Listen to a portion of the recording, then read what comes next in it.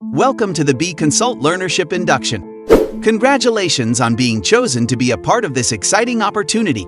Learnerships play an extremely important role in launching a professional career. And here's to launching yours at BConsult. Thank you for having us here. We're excited to start our learnership at BConsult. Great to have you all here. In this induction, we will be unpacking various aspects of the learnership. Let's start with the roles within a learnership. Research has shown that having a strong support system has many positive benefits for an individual. Here at BConsult, there are 6 roles involved in making sure that the learner successfully completes a learnership. These roles are: learner. As a learner, you have the responsibility to attend sessions and complete the POE, portfolio of evidence, within the stipulated time. Facilitator. I am the facilitator, and my role is to provide you with the knowledge required to complete your POE. Mentor. The mentor is responsible for ensuring that the knowledge acquired is applied in the workplace. Assessor. The assessor is responsible for marking the assessments submitted by the learner. Moderator. The moderator is responsible for checking if the assessor followed the principles of assessments when conducting their assessment for each POE. External moderator.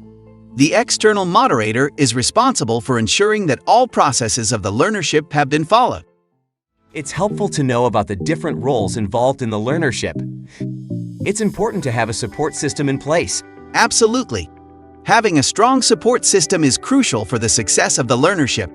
Moving on, let's talk about the course outline. A course outline defines the course, the aim of the course, and the expected learning outcomes. The learnership program will run over 12 months, during which the theory and practical workplace application will be covered.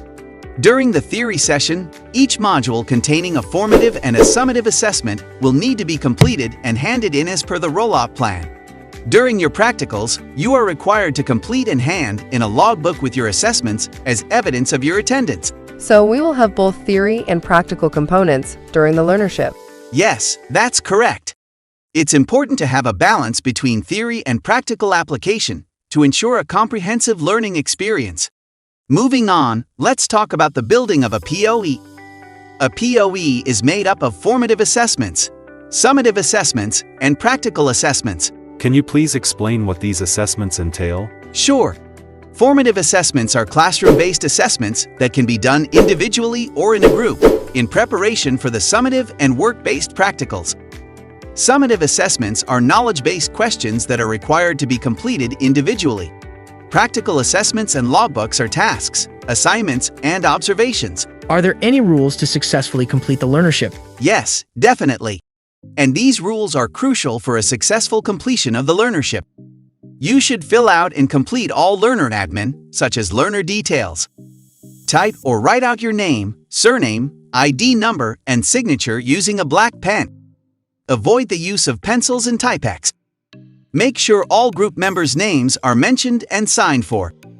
Validate and provide authentic, reliable, and current assessments. Submit formative assessments, summative assessments, and logbooks together. The assessments of portfolios are done at 3 levels. Internal assessment. This is conducted by an assessor to determine if a learner is competent or not yet competent. If not yet competent, remediation will be required. Internal verification. This is conducted by an internal moderator, and files can still come back for remediation, if not assessed as per the assessment principles. External verification. This is endorsed and conducted by an external moderator of the relevant sector education and training authority. If endorsed, relevant sector education and training authority certificates will be sent out to BConsult. Can you share what's in it for us as learners? What are some benefits of this learnership program? Sure, the learnership program offers several benefits, including skills development. In a country with high unemployment rates, our learnerships help to sharpen our skills, making us more employable to prospective employers. Knowledge acquisition. The knowledge gained during the learnership hones our reasoning and problem-solving skills, which can be applied beyond the learnership in our personal lives and workplaces. Qualification. Attaining tertiary education in South Africa can be challenging. but learnerships provide an opportunity to access education and training while working. These benefits are valuable and can greatly impact your future prospects. Lastly, before we wrap up, I want to open the floor for any questions. Feel free to let us know about any question that you may have in the comment section. Thank you.